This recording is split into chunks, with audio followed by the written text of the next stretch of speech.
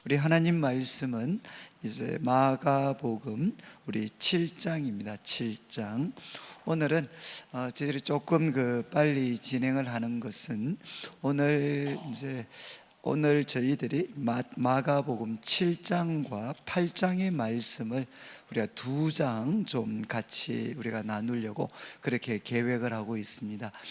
저를 한번 보시면 저희들이 이제 월요일부터 특별 새벽 기도회를 시작을 했는데 요번에는 이제 저희들이 마가복음을 저희들이 같이 보고 있습니다. 그런데 이제 이 마가복음은 보통 우리 신약을 좀 연구하신 분들은 그래도 우리 4개 복음서 중에 아마 이 마가복음이 가장 이렇게 좀 우선적으로 먼저 서여졌을 것이다, 이렇게 좀 생각을 합니다. 그래서 여러분들이 참 이 사복음서가 조금씩 강조점이나 이런 차이가 있지만 그래도 예수님이 참 어떤 분이신가 하는 것을 우리가 이렇게 이해를 하려면 이제 이 마가복음을 한번 전체적으로 요번에 한번 이렇게 쭉 내용도 한번 살펴보실 수 있으면 좋겠습니다. 그래서 이제 첫날 우리가 1장을 이렇게 다루면서 이제 하나님의 아들 예수 그리스도의 복음의 시작이다, 그러면서 이제 1장에는 세례 요한, 이제 길을 준비하는 세례 요한에 대한 이야기가 기록이 되어 있었습니다. 그리고 이제 예수님께서 이제 세례 요한에게 세례를 받으실 때 하나님께서 이제 두 가지 선물을 주셨는데, 하나는 이제 성령을 비둘기 같이 허락해 주셨고, 또 하나는 이제 음성을 들려주셨습니다. 너는 내 사랑하는 아들이고 내가 너를 기뻐한다. 그리고 또 예수님께서는 이제 이 하나님이 주신 은혜를 의지하여서 이제 광야에서 사단에게 시험을 받았지만 이스라엘도 실패했고 또 과거 아담도 실패했던 그 광야에서 우리 예수님께서는 이제 승리를 하시게 됩니다. 그리고 이제 예수님의 공적인 생애가 시작이 되는데 처음에 이제 설교를 하셨습니다. 설교. 때가 찼고 하나님 나라가 가까웠으니까 회개하고 복음을 믿으라, 이렇게 예수님께서 이제 말씀을 전하시고, 이제 그분의 그 특별한 권위, 하나님의 아들로서 그리스도로서 이렇게 우리 예수님이 갖고 계시는 특별한 이제 권위를 이제 나타내십니다. 그래서 첫 번째 사건이 제자들을 부르시죠.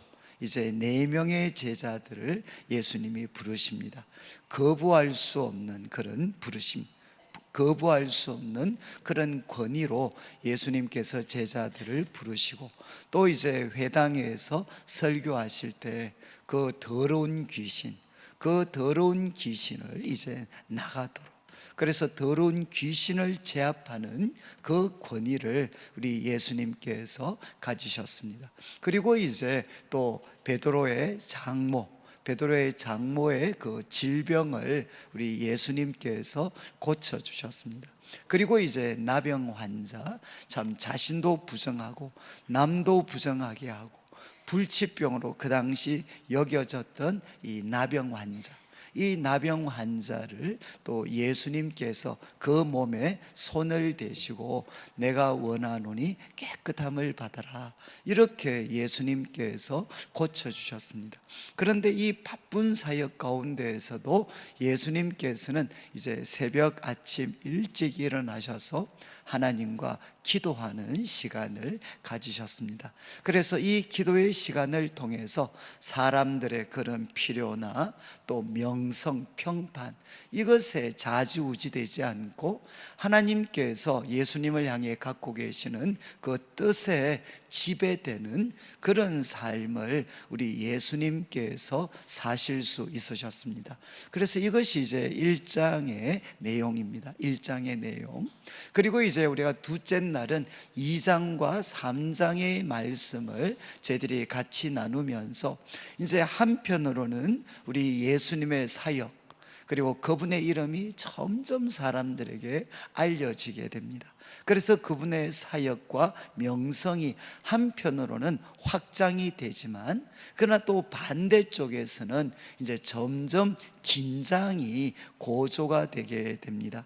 그래서 우리 2장 3장에는 예수님께서 또 많은 사람들을 고치고 치료하셨지만, 그 가운데 이제 유대 지도자들과 가지셨던 그런 긴장과 대립을 저희들이 함께 살펴봤습니다. 그래서 우리 중풍병자를 고치실 때는 예수님께서 뭐라고 말씀하셨죠?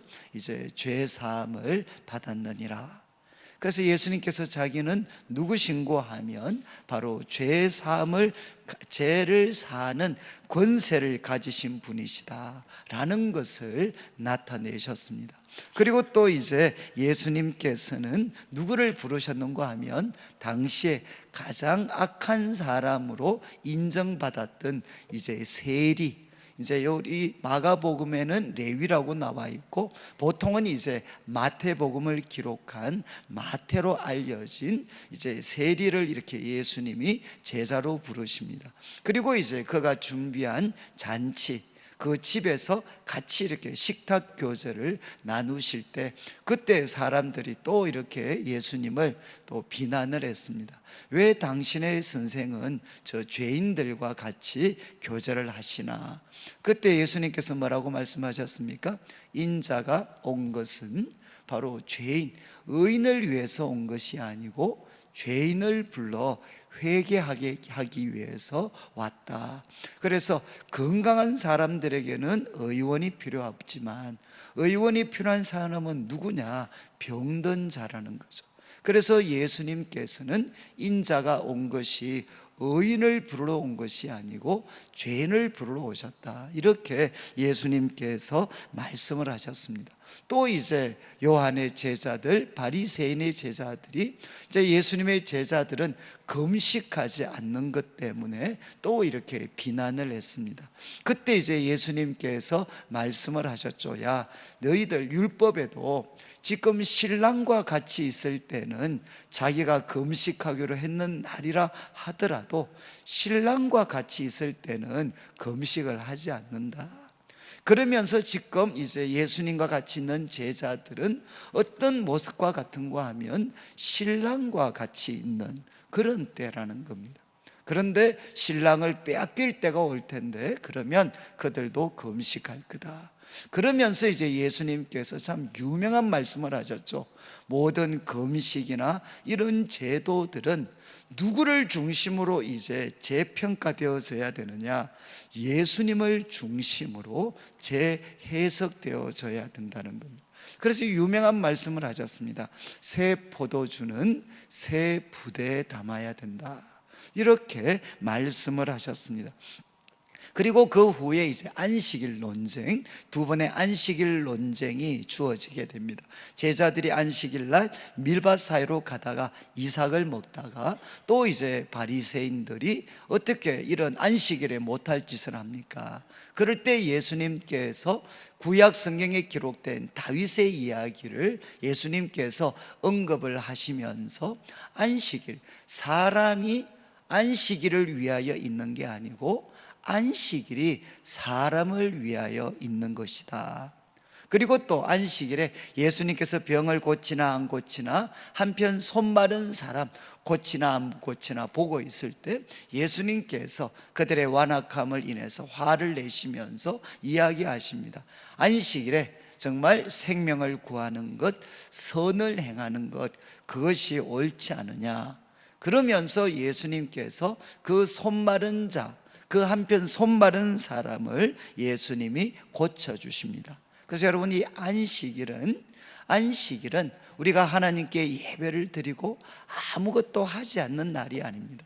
우리가 하나님께 예배를 드리고, 그리고 하나님께서 정말 우리를 창조하실 때 그 가지셨던 온전함과 아름다움을 회복하게 되는 날이 안식일입니다. 그리고 이제 이런 회복을 하나님의 은혜를 통해서도 주어지지만, 이제 하나님의 백성들 서로가 서로를 향해 긍휼과 그리고 선을 베푸는 걸 통해서 이제 하나님이 우리 한 사람 한 사람을 향해 가지셨던 그 아름다움과 온전함이 회복될 수 있도록 축제와 같은 날이 어떤 날이냐? 바로 안식일이다. 이렇게 예수님께서 말씀을 하셨습니다. 그리고 이제 이런 어떤 적대적인 상황에서 이제 수많은 무리들은 또 예수님을 만나러 오고, 이런 상황에서 이제 예수님은 12명의 제자들을 부르십니다. 그래서 제가 3장을 12명의 제자를 부르시는 장면을 설명하면서 목적이 뭐라고 했습니까? 목적이 자기와 함께 있게 하시고, 이게 첫 번째입니다. 자기와 함께 있게 하시고, 그 다음에 이제 보내사 전도도 하고 귀신을 내쫓는 권능도 가지게 하려 합니다. 그러니까 제자들을 부르신 첫 번째 목적은 예수님과 같이 있는 것입니다. 그리고 이제 보내사 전도도 하고, 그리고 병도 고칠 수 있도록 해 주셨습니다. 그리고 또 이제 예수님께서 참 이렇게 귀신을 쫓아내실 때, 그때 또 사람들이 바알세불 귀신의 왕을 힘입어서 이렇게 또 예수님 참 귀신은 왕귀신의 힘을 빌어서 작은 귀신 쫓아낸다, 이런 투의 비난을 합니다. 그때 예수님께서, 그것은 예수님이 귀신을 쫓아내는 것은 뭐라고 했습니까? 예수님은 누구시냐? 강한 자 마귀를 제압해서 그가 가지고 있던 모든 소유를 풀어주기 위해서 강한 자를 결박하시는 더 강한 분이 누구시냐? 바로 예수님이시라는 겁니다. 그래서 이제 예수님께서 그들에게 답변을 하시고, 또 이제 예수님의 가족들이 왔을 때, 당신의 가족들이 왔습니다. 그때 예수님께서 어떤 특혜도 이렇게 허락하시지 않고, 누가 하나님 나의 가족이냐? 그러면서 하나님의 뜻대로 행하는 자가 내 형제요 자매요 어머니다, 이렇게 예수님이 말씀을 하셨습니다. 그래서 2장과 3장에서는 한편으로는 예수님을 통해 놀라운 일이 펼쳐지고 있고 예수님의 사역이 점점 확대됩니다. 그렇지만 또 동시에 한편으로는 계속해서 긴장이 고조되게 됩니다. 그리고 이제 저희들이 수요일날 나누었던 4장 말씀에서는 이런 상황에서 이제 예수님께서는 무리들에게 무엇으로 가르치기 시작하느냐? 비유로 가르치기 시작하셨습니다. 그래서 비유의 목적은 무엇이냐? 바로 숨기는 것, 그리고 적극적으로는 드러내는 것입니다. 누구한테? 예수님을 향한 바로 진정한 신뢰를 가지고 있는 사람들에게만 이 하나님 나라의 비밀이 알려지도록 예수님이 사용하신 방법이 뭔가 하면 비유로 말씀을 하는 거였습니다. 그래서 이제 비유의 세 가지 비유를 설명을 했죠. 우리가 잘 아는 씨 뿌리는 그 비유, 바로 예수님이 말씀을 전하시지만 그러나 그 말씀도 무엇의 제약을 받느냐? 듣는 자들의 마음 상태에 따라서 바로 말씀은 제약을 받는다는 것입니다. 그래서 길가, 돌밭, 가시밭, 그리고 좋은 땅, 그래서 듣는 자의 마음 상태에 따라서 말씀은 제약을 받지만, 그럼에도 불구하고 여러분 이제 좋은 땅에 뿌려지면 30배, 60배, 100배의 결실을 맺습니다. 그래서 세상의 길가, 돌밭, 그리고 가시밭으로 대표되는 그런 세상의 거대한 저항에도 불구하고 하나님의 나라는 전진하게 됩니다. 그리고 이제 또 두 번째 비유는 혹시 기억하실지 모르겠는데, 씨를 뿌렸는데 정말 어떻게 씨가 자랐는지도 모르는 사이에 씨가 자라서 이삭이 되고, 그리고 이삭이 열매로 이렇게 맺혀지게 됩니다. 그때 추수가 이루어진다.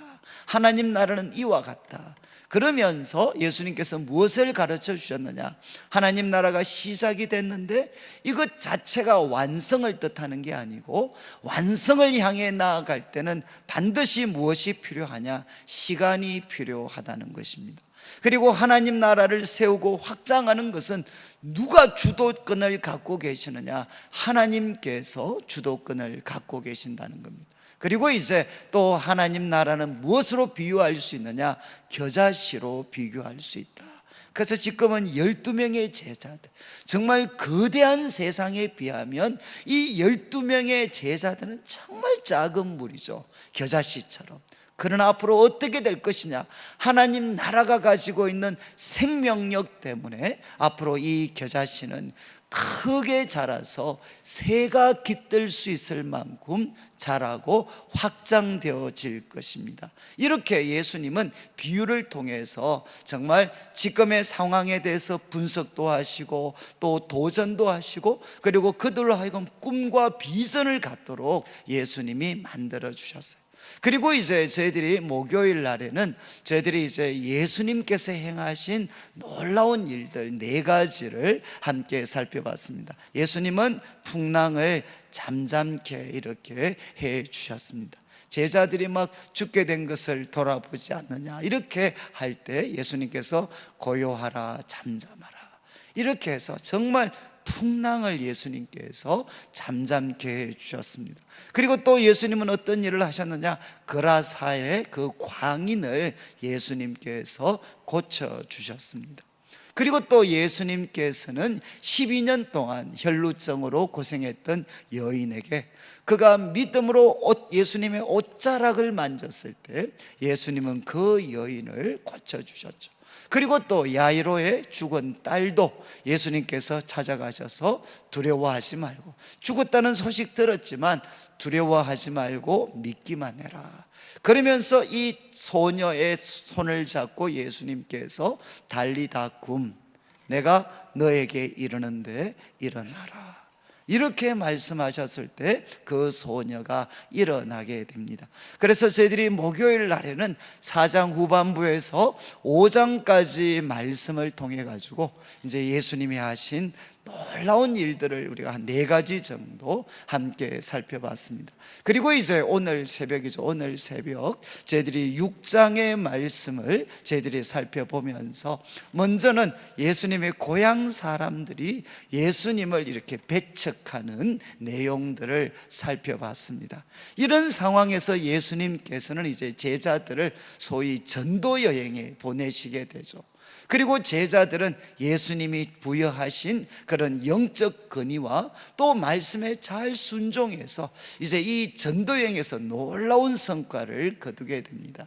그래서 예수님이라는 존재가 누구에게 알려지게 되느냐? 헤롯 왕에게 알려지게 됩니다. 그래서 오늘 6장, 우리가 6장에서는 어디에 초점을 맞췄는가 하면 두 왕입니다. 두 왕, 두 종류의 왕. 에스겔 34장의 말씀을 여러분들이 한번 나중에, 에스겔 34장에 자기만 먹는 목자가 있고, 그리고 이제 하나님께서 참된 목자가 되셔서 자기 사람들을 먹이시고 잃어버린 자는 찾으시고, 그리고 이제 그들을 상하고 병든 것은 상하 고쳐주시고 싸매어주시는 그 선한 목자의 모습이 에스겔 34장에 뚜렷하게 대조가 되어져 있습니다. 바로 그런 어떤 에스겔 34장의 그 그림을 가지고 여러분들이 마가복음 6장을 읽어보시면 헤롯은 어떻습니까? 방탕한 왕이었습니다. 그리고 또 아주 허세를 부리는 왕이었죠. 나라 절반도 주겠다. 그리고 또 이제 자기 체면을 너무나도 중요하게 생각하는 그런 사람. 그래서 백성은 안중에도 없고 모든 관심이 자기에게만 맞추어져 있는, 자기만 먹는 자기만 먹는 목자였어요. 혹시 오늘 아침에 그 보셨어요? 강의한? 혹시 나중에 한번 보시면 제가 이게 오타가 생겨가지고 목자가 되어 있지 않고 먹자가 되어 있어요. 그래서 제가 이거 이틀 전에 이거 발견하고, 이게 또 먹자가 뭐냐, 그냥 제대로 하려면 먹사라고 하지. 그러면 우리 목사님에 대해서 조금 안 좋게 이야기할 때 목사가 아니고 먹사라 그러잖아요. 그래서 이제 거기에 자기만 먹는 목자가 아니고 이제 목자, 그죠? 그리고 이제 한쪽에 우리 예수님은 참된 목자가 되셔서 어떻게 하십니까? 바로 5천 명의 그 줄인 사람들을 얼마든지 돌려보내실 수 있는데 예수님은 그들을 먹여주십니다. 그리고 또 제자들이 정말 배를 타고 가다가 거센 역풍 앞에서 고생하고 있을 때 예수님께서 그 캄캄한 어둠, 그리고 또 무리를 걸으셔서 그들에게 찾아가셔서 야, 안심하라, 나다, I am. 이게 이제 구약에서 여호와를 나타내는 표현이거든요. 여호와가 뭔가 하면 스스로 있는 자, I am who I am. 근데 이제 예수님께서 I am, 나다, 나, 이렇게 말씀하십니다. 안심하라, 나다, 두려워하지 마라. 그래서 그 참 이렇게 고통당하고 있는 제자들, 어둠을 뚫고 바다 위를 걸어서라도 자기 백성, 자기 제자들을 찾아가시죠. 그리고 예수님 가시는 곳에 사람들이 병자들을 상체로 데리고 와서 예수님 옷가라도 만지게 하려고 할 때 예수님의 옷을 만진 사람은 이제 다 낫게 됩니다. 그래서 6장에서는 이제 두 왕, 특별히 예수님은 누구시냐? 바로 참된 목자시다 라는 것을 우리에게 나타내셨습니다. 여러분, 이제 조금 이게 1장부터 쭉 내용들이 조금 여러분들이 이제 큰 주제를 중심으로 좀 기억을 하시면 참 이렇게 좀 많이 도움이 되실 수 있습니다. 오늘은 우리가 7장과 8장인데 이제 7장에는 7장 1절을 한번 보시죠. 이제 6장에 두 종류의 왕이 등장을 했다면 이제 7장 앞부분에는 두 종류의 가르침이 등장합니다. 두 종류의 가르침. 특별히 7장의 주제는 뭔가 하면 정결함입니다. 정결함. 조금 더 그냥 직접적으로 부정이죠. 부정과 정결. 그래서 7장 1절에 바리새인들과 서기관 중 몇 사람이 예루살렘에서 와서 예수께 모여 있었습니다. 그런데 그때 2절에 그의 제자 중 몇 사람이 부정한 손, 곧 씻지 아니한 손으로 떡 먹는 것을 보았습니다. 그러니까 지금 제자 중 몇 사람이 손도 씻지 않고 떡을 먹었다는 겁니다. 그런데 3절과 4절에서 이제 갈로로 해가지고 아마 이제 이 마가복음은 유대인들 뿐만 아니라 이방인을 염두에 두고 쓰여졌다라는 것을 하나 보여주는 증거죠.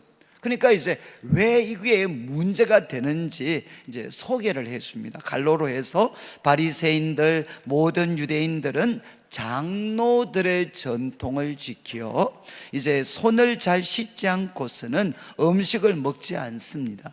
그리고 또 4절에 시장에서 돌아와서도 물을 뿌리지 않고서는 먹지 않고 이 외에도 여러 가지를 지키는데 잔과 주발과 놋그릇을 씻음이니라. 그래서 제가 준비한 그 강의안을 한번 보시면 이제 출애굽기와 레위기에 손을 씻는 장면이 나오는데 이거는 언제 요구가 되느냐? 제사 전이나 아니면 성물을 다룰 때, 또 시신을 접촉했을 때 특별히 누구에게 요구되는 것이었는가 하면 제사장들에게 요구하는 것이었습니다. 그런데 이제 이 어떤 구약의 이스라엘이 멸망을 하고 그리고 이제 헬라를 통해서 거센 세속화의 압력에 시달렸을 때 그때 이제 소위 바리새인으로 대표되는 신앙의 훌륭한 사람들이 그런 세속주의 거센 흐름에 저항하기 위해서 자신을 깨끗하게 만드는 것을 어느 수준까지 과거에 제사장들에게 요구되었던 것들을 바로 일반인 자기들에게도 적용을 시켜서 자신을 부정하면서 지키려는 노력을 하게 됩니다. 그런 노력 가운데서 이제 이런 일들이 일어나게 됐죠. 그래서 그 당시에 바리새인이나 또 나름대로 신앙에 열심을 가진 사람들은 밖에 갖다 놓으면 꼭 손을 씻습니다. 왜? 세상의 부정함을 내가 이렇게 영향력에서 나를 깨끗하게 한다라는 뜻으로 이렇게 손을 씻었습니다. 그런데 이제 예수님의 제자들은 이제 손을 씻지 않았습니다. 그래서 그것을 본 사람들이 이제 5절에 바리새인과 서기관들이 예수께 묻습니다. 당신의 제자들은 장로들의 전통, 이제 이거는 우리가 저희들이 참 이해하기는 어려운데, 이제 이스라엘 백성들이 바벨론에게 멸망당하고 세계 각지에 흩어져서 하나님을 섬기는 그 신앙을 고수해가는 과정 속에서 정말 신앙의 위대한 그런 어떤 장로들이 계셨죠. 지도자들이 계셨죠. 그래서 그들이 이제 일반 우리 사람들을 위해서 하나님을 잘 따르는 방법으로 이제 구전처럼 가르침을 줬습니다. 그래서 그것을 모아놓은 것이 뭔가 하면 장로들의 전통입니다. 장로들의 전통. 그래서 어찌해서 당신의 제자들은 장로들의 전통을 준행하지 않고 부정한 손으로 떡을 먹습니까? 이렇게 예수님의 제자들을 비난을 합니다.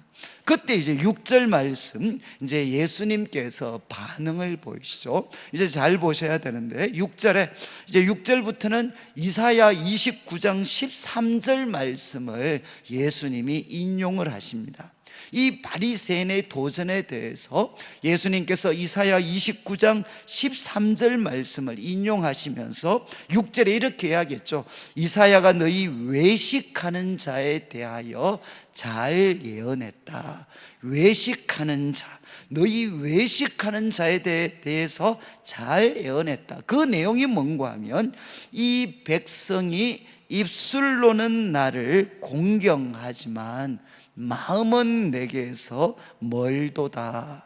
그러니까 입술로는, 그 당시 이사야를 통해 하나님께서 유다와 그리고 이스라엘을 책망하실 때 이 백성이 입술로는 나를 공경하지만 마음은 내게서 멀다. 그런데 왜냐하면, 이유가 뭔가 하면, 사람의 계명으로 교훈을 삼아 가르치니, 하나님의 말씀을 통해 교훈하는 게 아니라 사람의 계명으로 교훈을 삼아 가르치니 나를 헛되이 경배하는도다.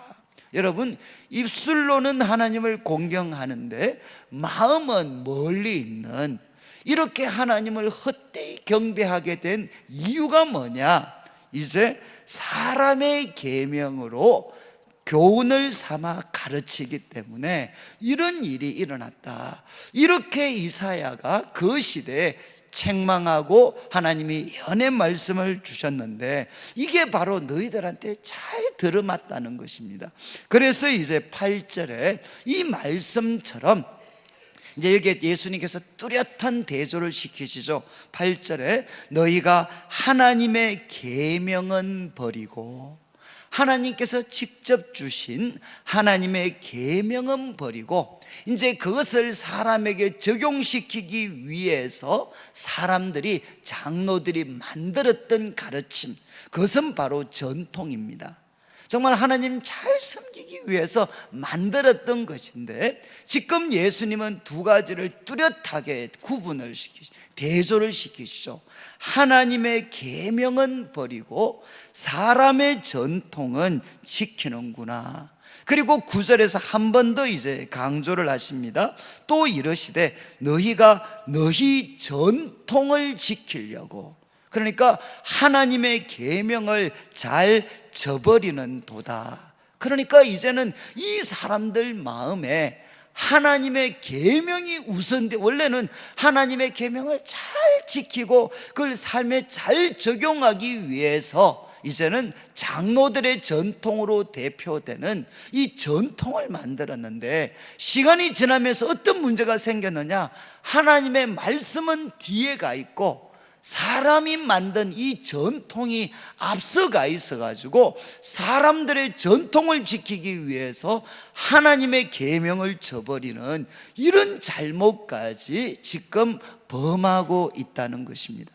그러면서 이제 10절에 예수님께서 한 가지 예를 드십니다. 예를, 고르반이라는 예를 드시는데, 이 고르반은 레위기에 보면 하나님께 드리는 제물, 그 제물을 고르반이라고 이야기를 했어요. 그런데 이제 하나님께 드리는 그 제물뿐만 아니라 정말 우리 같으면 정말 하나님께 감사하는 마음으로, 서원하는 마음으로 드리기를 원하는 그것까지도 이제 고르반이다, 이렇게 그들이 표현을 했습니다. 그래서 고르반에 대해서 10절에 예수님이 이렇게 말씀을 하십니다. 예를 드십니다. 모세는 내 부모를 공경하라 하고 또 아버지나 어머니를 모욕하는 자는 죽임을 당하리라. 그러니까 하나님께서 모세를 통해 주신 분명한 명령이 무엇이죠? 내 부모를 공경해라. 그리고 아버지 어머니를 모욕하는 자는 죽임을 당할 거다. 이렇게 예수님 하나님께서 명령을 주셨습니다. 그런데 11절에 너희는 뭐라고 이야기하느냐? 장로들의 전통, 그 전통을 앞세워서 너희들은 뭐라고 이야기하느냐? 사람이 아버지에게나 어머니에게나 말하기를 내가 드려 유익하게 할 것이, 내가 드려 유익하게 할 것은 누구한테 드리는 겁니까? 내가 지금 부모님께, 예를 들면 좀 편하게 생각하면 내가 부모님께 한 좀 도움이 돼 드리려고 한 몇백만 원 제가 준비를 했다는 겁니다. 그렇게 준비를 했는데 내가 하나님께 예배를 드리다가 감동을 받아서 내가 이거를 하나님께 드려야 되겠다.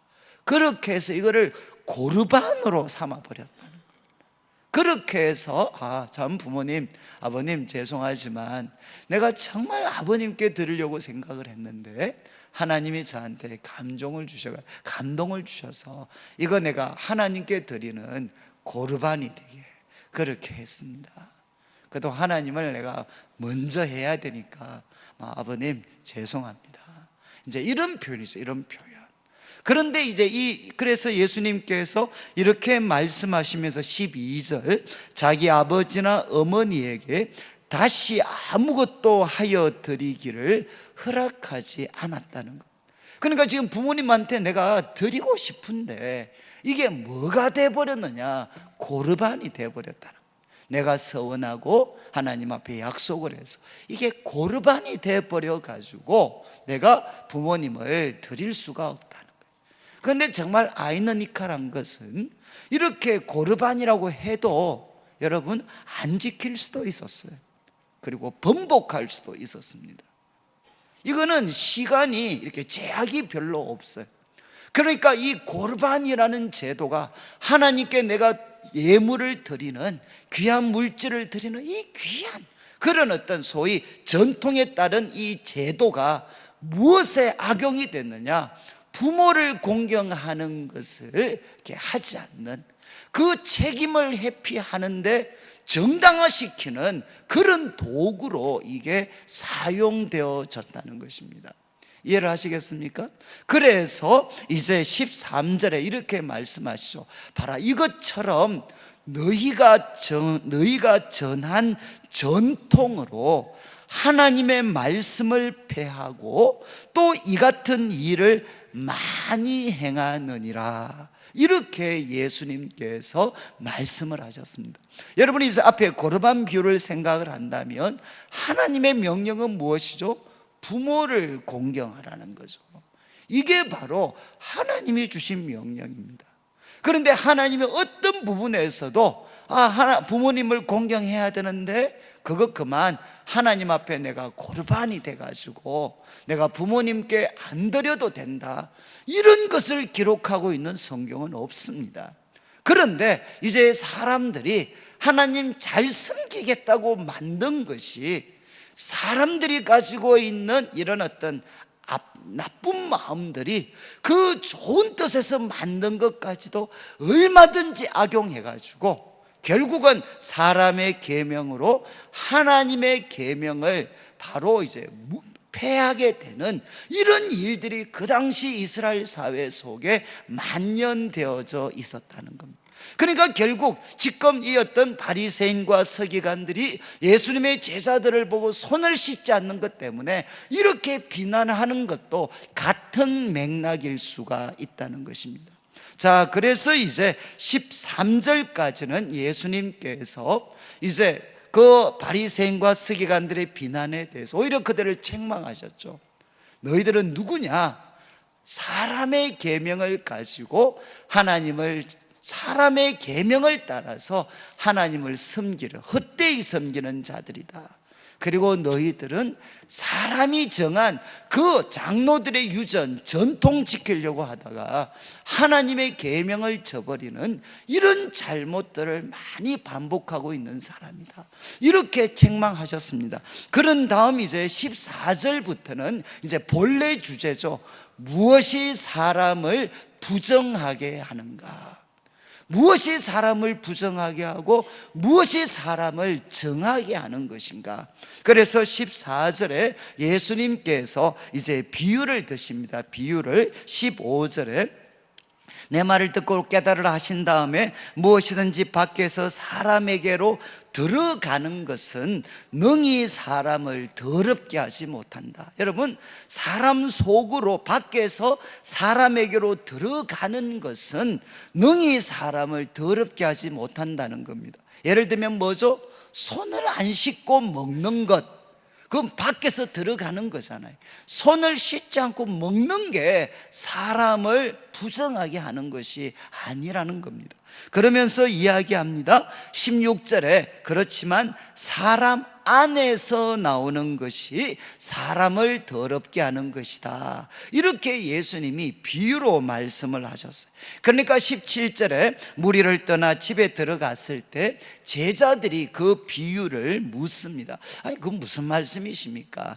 그때 18절 예수님께서 그들을 꾸중하시면서 야, 너희도 이렇게 깨달음이 없느냐? 그런 다음 무엇이든지 밖에서 들어가는 것이 능히 사람을 더럽게 하지 못함을 알지 못하느냐? 그 이유는 19절, 이는 마음으로 들어가지 않고 배로 들어가서 뒤로 다 나가기 때문에, 그리고 또 모든 음식물은 하나님이 창조하신 것들을 사용했으니까 다 깨끗하다는 겁니다.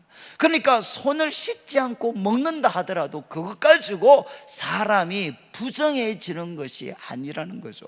그렇지만 20절 또 이러시되 그러나 사람에게서 나오는 그것이 사람을 더럽게 한다.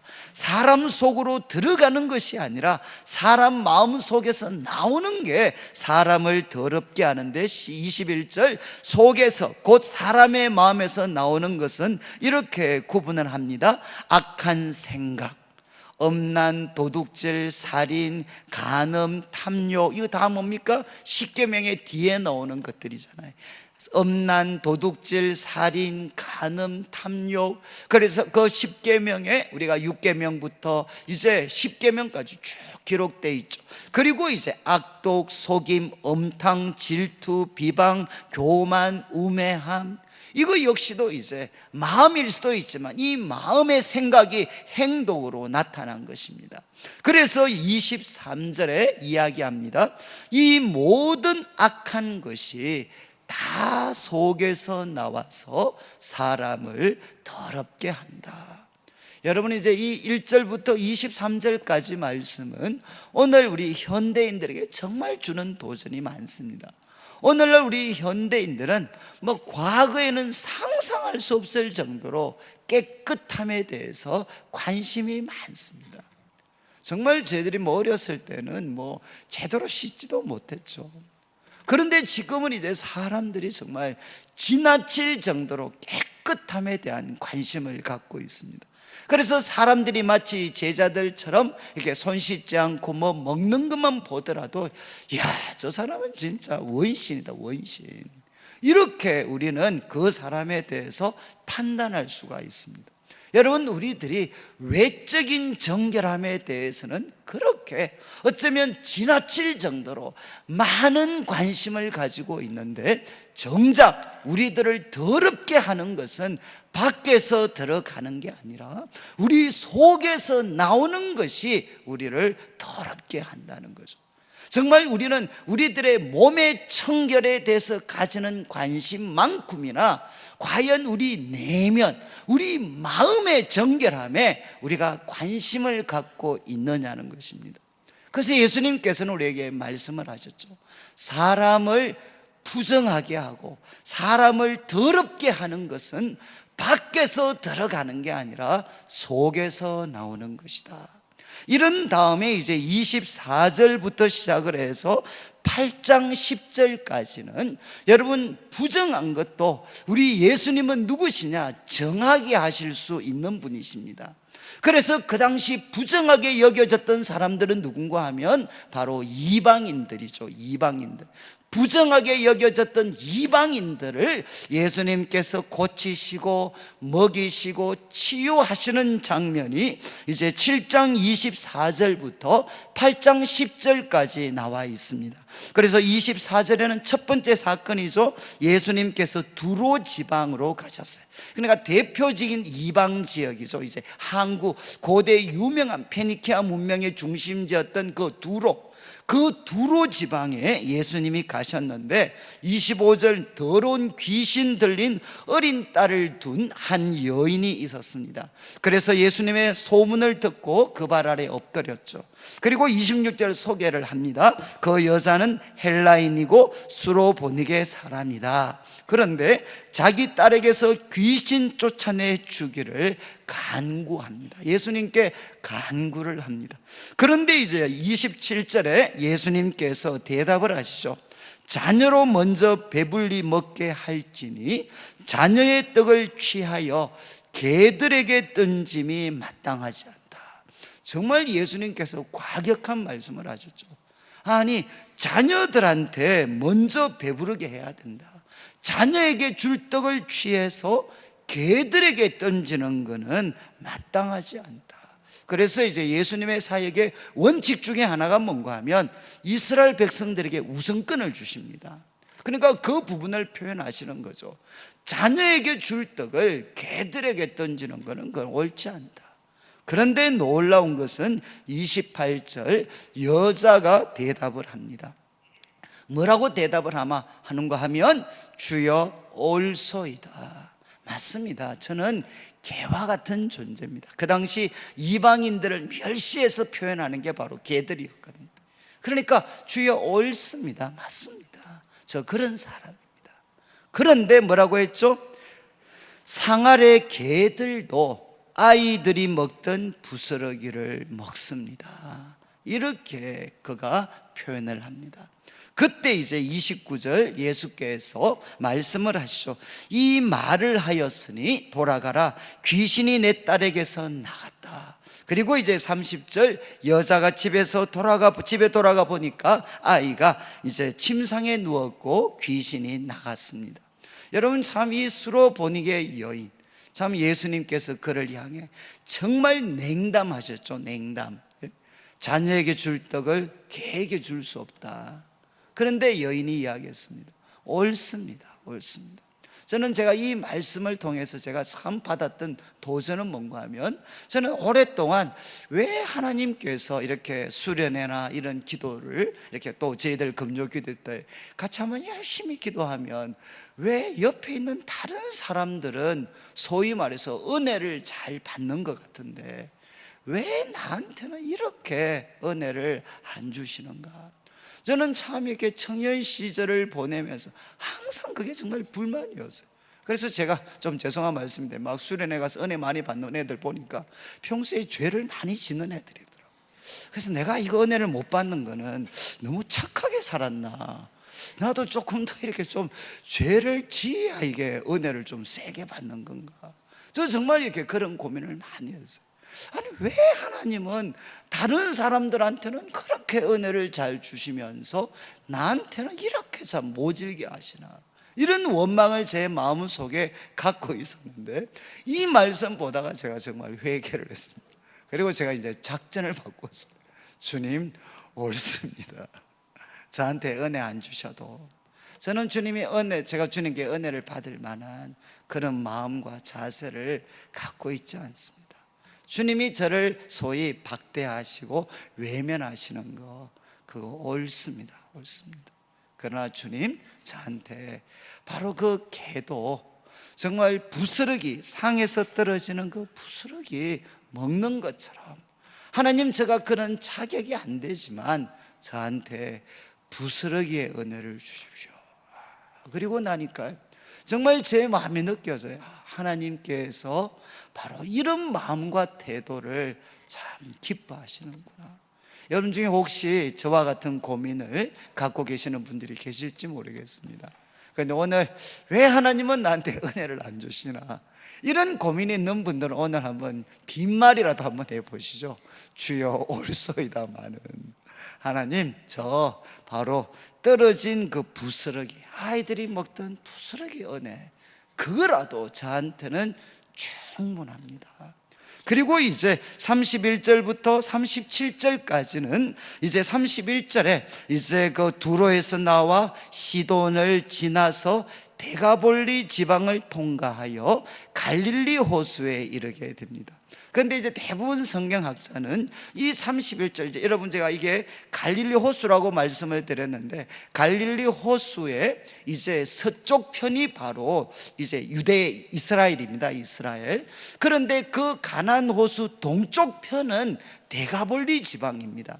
그래서 여기는 뭔가 하면 이방인들이 압도적으로 많이 사는 지역이었어요. 그래서 이제 성경학자들이 이 말씀, 이 경로를 추적했을 때는 이것이 가나안 서쪽 편이기보다는 동쪽 편일 것이다 라고 대부분 추측을 합니다. 그 말은 뭔가 하면 이 지역은 이방인들이 많이 모여 사는 지역이었다는 거죠. 그래서 32절에 누구를 데리고 오느냐, 귀먹고 말 더듬는 자를 데리고 와서 예수님께 안수하여 주기를 간구하는데, 33절에 좀 저도 잘 이해가 되지 않아요. 예수님이 그 사람을 따로 데리고 무리를 떠납니다. 그래서 사람들 보는 앞에서가 아니고 사람들과 동좀 떨어지게 됩니다. 그리고 이제 손가락을 예수님이 그의 양귀에다가 넣습니다. 그리고 예수님이 침을 뱉는 장면이 이 복음서에 3번 나타납니다. 3번. 여기에도 한 번 나타나고, 여러분 혹시 아시죠? 요한복음 9장에 날 때부터 앞을 보지 못한 사람한테 진흙을 이길 때 예수님이 침을 사용을 했어요. 그래서 예수님께서 3번 이 침, 그래서 고대는 이 침이 뭔가 이렇게 치료의 효능이 있다라고 많은 사람들에게 알려져 있었습니다. 그래서 예수님께서 어떤 이유인지는 모르지만 이제 손가락을 그 귀에다가 넣고, 그리고 그리고 침을 뱉어 그의 혀에 손을 대시고, 다 굳어져 있는, 기도 막혀서 못 듣고 있고 입이, 혀가 굳어져서 말을 못하고 있는데 예수님이 거기에 손을 대시고, 이제 34절 하늘을 우러러 탄식하시면서 예수님이 무엇을 하셨느냐, 기도를 하셨어요.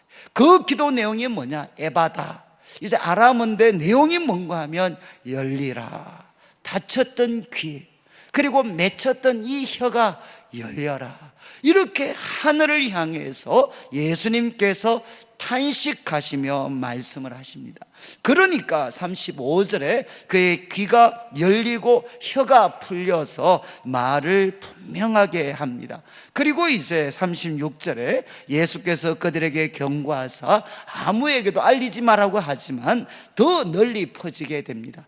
그리고 이제 37절에 사람들이 놀라서 이야기합니다. 그가 모든 것을 잘하였도다. 그가 모든 것을 잘하였도다. 못 듣는 사람도 듣게 하고 말 못하는 사람도 말하게 한다. 그가 모든 것을 잘하였다. 여기 잘하였다라는 표현이 이게 어디서 많이 나타났느냐, 창세기 1장에서 예수님께서 첫날 창조하신 걸 보고 보시기에 좋았더라. 둘째 날에도 보시기에 좋았더라. 바로 이제 이 같은 글은 헬라어로 번역을 하면, 구약을 헬라어로 번역하면 같은 단어입니다. 자, 우리 예수님께서는 그가 모든 것을 참 좋게 하시는구나. 좋게. 바로 구원을 통해 창조의 그 아름다움을 회복시켜 주셔서 우리를 어떤 사람이 되게 하시느냐, 보시기에 좋았더라. 하나님이 보실 때 참 좋은 모습으로 우리를 회복시켜 주시는구나. 참 그가 모든 것을 참 잘하시는구나. 이렇게 사람들이 이야기를 합니다. 그리고 이제 8장 1절부터 10절까지는 여러분들이 아시는 것처럼 이제 오병이어와 조금 대조적으로 5절에 보시면 떡 7개를 가지시고 9절을 보시면 이제 4,000명을 먹이게 됩니다. 그리고 이제 대부분 학자들이 이야기를 하죠. 37절과 8장 1절에 지리적인 변동이 없기 때문에 아마 이제 앞에 있는 사건과 같이 이방인들의 영향력이 강한 그런 지역에서 이 사건이 일어났을 거다. 그래서 이제 2절과 3절에 사람들이 기진하고 있고, 또 특별히 3절 마지막에 보시면 멀리서 온 사람도 있습니다. 대부분은 이제 이방 지역일 거라고 추측을 해요. 멀리서 온 사람도 있습니다. 그리고 이제 예수님께서 그들에게 떡이 몇 개나 있느냐 이렇게 이야기하시고 예수님이 이제 나누어 주시죠. 오병이와 똑같이 예수님이 나누어 주시는데 이제 7강주리를 거두게 됩니다. 여러분, 우리 예수님께서는 바로 이 이방인들의 영향이 강한 사람들로부터 부정하게 여겨졌던 그 지역도 예수님은 어떻게 하셨습니까? 정하게 해 주셨습니다. 그래서 귀신 들린 딸을 예수님이 고쳐주셨고, 그리고 또 예수님께서는 에바다 그러시면서 말을 못하고 듣지 못하는 사람을 좋게, 정말 하나님 보실 때 좋은 모습으로 회복시켜 주셨고, 또 굶주림에 지쳐있는 그들이 이방인이고 그 영향력 속에 사는 사람이라 할지라도 예수님은 그들도 동일하게 긍휼히 여기시고 그들에게 또 그들도 배불리 먹여주십니다. 그런데 이런 이방인 지역에서도 하나님의 놀라운 구원의 은혜가 예수님을 통해 나타났지만 11절부터 21절까지는 이제 유대인들의 모습입니다. 앞에서 언급한 그 이방인들이 예수님을 환영하고 고침을 받는 모습과는 대조적으로 11절에 바리새인들은 나와서 예수를 비난하고 하늘로부터 오는 표적을 구합니다. 그러니까 예수님이 이렇게 놀라운 일을 하셨지만 바리새인들은 또 하늘로부터 오는 표적을 구합니다. 이 표적의 내용은 대부분의 신학자들이 이야기하는 것처럼 그 당시 일반인들이 가지고 있었던 정치적 군사적 메시아, 정말 정치적 군사적 메시아에 걸맞는 그런 표적과 기사를 예수님께 구하게 됩니다. 예수님께서 단식하시면서 12절 마지막에 뭐라고 합니까? 이 세대에 내가 표적을 주지 않을 거다. 그래서 그들의 요청을 거절하시고 이제 배에 올라 건너편으로 가십니다. 그리고 이제 14절에 제자들이 떡 가져가기를 잊어서 떡이 하나밖에 없을 때 15절에 예수께서 그들에게 이야기합니다. 삼가 바리새인들의 누룩과 헤롯의 누룩을 주의해라. 지금 바리새인 그리고 헤롯의 누룩을 조심해라, 이렇게 예수님께서 말씀을 하십니다. 그러니까 16절의 제자들이 정말 이렇게 도둑이 제발이 저린다고 지금 떡을 제대로 못 준비해 갔으니까 누룩만 들어도 이제 예수님이 또 우리 떡 안 가져갔다고 구중하시는 모양이다, 이렇게 그들이 생각을 합니다. 그때 17절 예수님이 아시고, 야, 내가 지금 떡에 대해서 이야기하는 게 아니다. 그리고 이제 18절에 어떻게 눈이 있어도 보지 못하고 귀가 있어도 듣지 못하고 기억하지 못하냐. 내가 오병이여 물고기 2마리 보리떡 5개로 그 많은 사람들을 먹였고, 그리고 또 보리떡 7개를 통해서 4,000명은 먹였는데 아직도 못 깨닫겠느냐. 이게 무슨 뜻이죠? 예수님께서 주의하라고 했던 바리새인과 헤롯의 누룩은 무엇이겠습니까? 바로 그들이 가지고 있는 잘못된 교훈이었어요. 잘못된 교훈. 그래서 제가 지금 드린 그 강의 안에 보시면 누룩이라는 것이 이제 마태복음 16장 12절에는 동일한 본문이 교훈, 바리새인의 교훈으로 나타나고 있고, 누가복음 12장 1절에는 누룩 곧 외식을 주의해라, 이렇게 말씀을 했죠.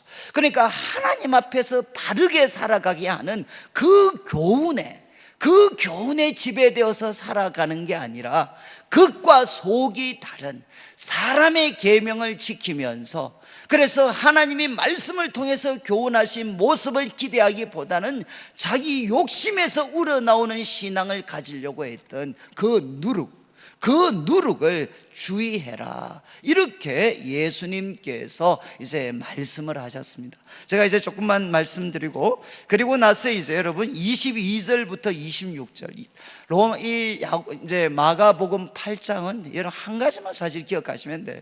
8장에는 무슨 사건이 있었느냐? 예수님께서 제자들을 보고 말씀을 하십니다. 너희는 나를 누구라고 하느냐? 그죠? 그래서 7장에서 부정함의 주제를 다루신 다음에 이제 8장에 와서 이방인들에게 하나님이 놀라운 은혜를 베풀어 주시고, 또 이제 바리새인 헤롯의 무리들은 또 도전을 합니다. 비난을 막 합니다. 예수님 그들을 보고 그런 누룩을 주의해라. 그런 다음에 이제 예수님께서 22절부터 26절까지는 하나의 예고편입니다. 앞으로 예수님이 주실 가르침에 대한 예고편. 그래서 22절에 베세다에 갔을 때 사람들이 맹인 한 사람을 데리고 옵니다. 예수님께 안수를 요청을 하죠. 그런데 23절에 예수님께서 맹인의 손을 붙잡으시고 말 밖으로 가시는데 눈에 침을 뱉으시고 이제 그에게 안수하십니다. 무엇이 보이냐? 그러니까 24절에 사람들이 보이는데 아직 명확하게 보이질 않아요. 나무 같은 것들이 걸어가는 것을 봅니다. 그러니까 이제 25절에 이에 그 눈에 다시 안수하심에, 여러분 예수님께서 복음서에서 병자들을 고치시는데 다시 안수하시는 사건은 이 사건이 유일합니다. 여러분, 그럼 예수님의 능력이 약해지신 걸까요? 예수님이 능력이 약해져서 야, 한 번 했는데 이번엔 반틈밖에 안 돼. 야, 미안하다. 다시 한번 예수님이 이제 몸을 푸시고 한 번 더 다시 안수하셔서 예수님이 그럼 이 사람이 눈이 환하게 보였어요. 25절 마지막에 주목하여 보더니 나아서 모든 것을 밝히 보는지라. 이거는 예수님의 능력이 약해졌다, 이건 특별 케이스다, 이런 뜻이 아닙니다. 앞으로 일어날 사건의 예고편이죠. 지금 이 소경이, 앞을 보지 못하는 소경이 예수님을 통해 안수를 받았을 때 보긴 보지만 희미하게 보인 것처럼, 그리고 다시 안수했을 때 눈이 밝아진 것처럼 예수님의 제자들도 지금 예수님에 대해서 알고 있지만 그것은 뭐냐? 희미하게 알고 있는 거라는 것입니다. 무엇이 필요하냐? 한 번 더 안수를 통해서 분명하게 보여 알게 되는 게 필요하다. 이런 문제 제기를 예수님께서 이 사건을 통해서 이제 나타내십니다. 그리고 일어나는 사건이 바로 27절 잘 아시죠? 이제 예수님이 제자들 보고 묻습니다. 사람들은 나를 보고 뭐라고 하냐? 그리고 예수님이 제자들에게 묻습니다. 29절 너희는 나를 누구라고 하느냐? 그때 베드로가 이야기합니다. 주는 그리스도시요 살아계신 하나님의 아들이십니다. 이게 이제 소위 중간고사입니다. 중간고사. 지금 복음서는 이 부분까지가 뭐냐? 전반부입니다. 전반부. 그리고 여기가 이제 후반부로 넘어가는 부분입니다. 전반부를 마무리하면서 예수님이 시험을 치시죠. 시험의 내용이 뭔가 하면 너희는 나를 누구라고 하느냐? 그죠? 8장까지 예수님이 하셨던 그 놀라운 사건, 그 놀라운 가르침은 제자들은 듣고 다 보았습니다. 그리고 이제 예수님이 그들에게 질문을 던지시죠. 너희는 나를 누구라고 하느냐? 그때 이제 베드로가 대답을 합니다. 주는 그리스도십니다. 그리고 하나님의 아들이십니다. 이렇게 그가 정답을 이야기합니다. 그런데 이게 이제 완벽한 답이 아니었어요. 이제 아까 소경 사건처럼 분명히 눈은 밝아졌는데 아직 희미한 겁니다. 그 증거가 이어지는 이제 31절부터 예수님께서 자기 일을 알리지 말라고 하신 다음에 이제부터 뭘 가르치시느냐? 예수님께서 십자가의 길을 가실 것을 가르치십니다. 인자가 많은 고난받고 그리고 또 종교 지도자들에게 버림받고 죽임을 당하고 3일 만에 살아나야 할 것을, 아주 인상적인 단어입니다. 비로소 그들에게 가르치시네. 이때까지는 예수님께서 한 번도 직접적으로 가르치지 않으셨어요. 그런데 비로소 이제 주는 그리스도시요 살아계신 하나님의 아들입니다 라고 고백했을 때 이제 예수님께서 비로소 예수님께서 고난과 십자가의 길, 그를 통해 부활에 이를 것에 대해서 말씀을 하십니다. 그때 32절 이제 베드로가 예수를 붙들고 항변합니다. 이 항변은 예수님을 꾸중하는 겁니다. 꾸중. 예수님 붙잡고 그래 마음 약해지시면 어떻게 됩니까? 그렇게 막 항변하고 꾸중을 합니다. 그때 예수님께서 이제 제자들을 보시고 베드로를 꾸짖죠. 사탄아 내 뒤로 물러가라. 그리고 이렇게 말씀하십니다. 너가 하나님의 일을 생각하지 않고 하나님께서 세상을 구원하시기 위해서 갖고 계시는 그 하나님의 일을 생각지 않고 도리어 너가 중심이 된 사람의 일을 생각하는구나. 그러면서 이제 예수님께서 34절부터 38절까지는 제자도에 대해서 말씀을 하셔요. 앞에 나왔던 이제 30절부터 33절까지는 예수님 참된 그리스도는 어떤 일을 할 것인가, 참된 그리스도는 어떤 일을 하실 것인가. 그분은 고난을 버림받고 고난받고 죽으십니다. 그리고 이제 34절부터는 그를 따르는 제자들은 어떻게 살아야 되느냐, 무리를 향해 이야기합니다. 아무든지 나를 따라오려면 자기를 부인하고 자기 십자가를 지고 나를 따라야 된다. 그리고 자기 목숨을 구원하고자 하면 잃을 것이고 나와 복음을 위하여 자기 목숨을 잃으면 구원할 것이다. 사람이 온 천하를 얻고도 자기 목숨을 잃으면 무엇이 유익하냐? 사람이 무엇을 주고 자기 목숨과 바꾸겠느냐? 결국 이제 예수님의 제자들은 자기를 부인하고 자기 십자가를 지고 그리고 주님과 복음을 위해서 자기 목숨을 잃는 삶을 살아야 되는데, 이게 뭔가 하면 바로 진정 생명을 얻는 길이라는 것입니다. 그러면서 이제 38절에 결론을 내리시죠. 누구든지 이 엄난하고 죄 많은 세대에서 나와 내 말을 부끄러워하면 인자도 아버지의 영광으로 거룩한 제자들과 함께 올 때 그 사람을 부끄러워하리라. 여러분, 예수님께서는 어떻게 세상을 구원하시느냐? 메시아, 정치적 군사적 메시아가 되셔서 우리를 구원으로 인도하시는 게 아니라 바로 고난받는 종의 길을 통해서 하나님은 세상을 구원하십니다. 그리고 오늘날 그분의 제자들이 걸어가야 되는 길도 무엇이냐? 바로 자기를 부인하고 자기 십자가를 지는 것, 이것이 바로 그분의 제자가 걸어가야 될 길이다. 이렇게 예수님께서 말씀을 하십니다. 여러분, 이제 다시 눈이 밝아져야 된다. 예수님이 주는 그리스도십니다, 그렇게 고백했지만 그 그리스도가 어떤 분이신지 베드로와 제자들은 왜곡된 이해를 갖고 있었습니다. 희미하게 보고 있었습니다. 그리고 예수님은 다시 한번 그에게 안수하는 것처럼 이제 그들의 시각을 바로잡아 주시죠. 그리스도는 어떤 길을 갈 것이냐? 고난과 십자가를 통해 부활의 길을 걸어갈 것입니다. 그리고 예수님의 제자들도 어떻게 살아가야 되느냐?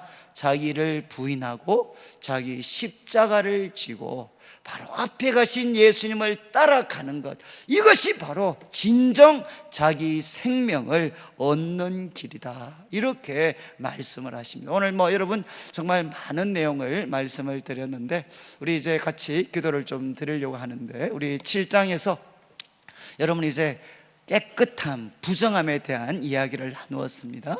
여러분, 참 우리를 더럽게 하는 것은 밖에서 들어가는 게 아니고 우리 속에서 나오는 거다. 여러분 꼭 기억하셔서 하나님, 저의 마음을 하나님 참 깨끗하게 해주십시오.